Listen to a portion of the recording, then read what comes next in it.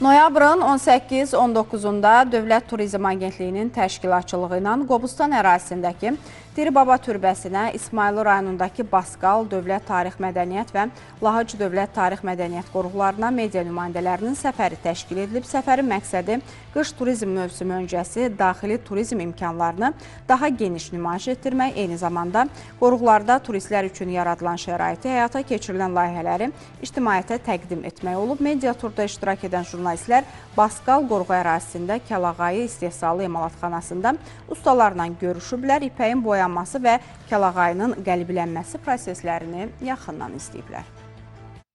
Dövlət Tarix Mədəniyyət Qoruğunda işlər başlanıldıqdan sonra tarixi küçələr, bulaqlar və Baskalın digər hissələri bərpa olunmuşdur.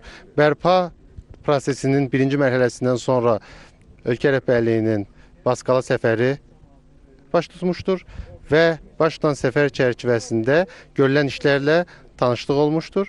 2022-ci ildə birinci mərhələ bitdikdən sonra növbəti mərhələ üzrə Baskalda işlər davam etdirilmişdir. Biz bu günləri burada kifayət qədər kəlağaylarla tanış olduq. Kəlağaylar demək olar ki, gördüyünüz kimi təmiz ipək məhsullarıdır. Nəinki bu kəlağaylar Azərbaycanda, dünyada da kifayət qədər məşhurdur. Üzərimdə gördüyünüz kəlağayı təmiz ipək məhsulu olmağı ilə yanaşı Bakıda satılan digər firma məhsullarından kifayət qədər seçilir. Hansı ki, Baskalın kəlağayları bütün məşhurluğu ilə Bakıda da biz tapa bilərik. Amma bu ərazidə gördüyümüz kəlağaylar tam yerli məhsullar olduğuna görə daha çox gözə oxşayır, daha çox gözə çarpır.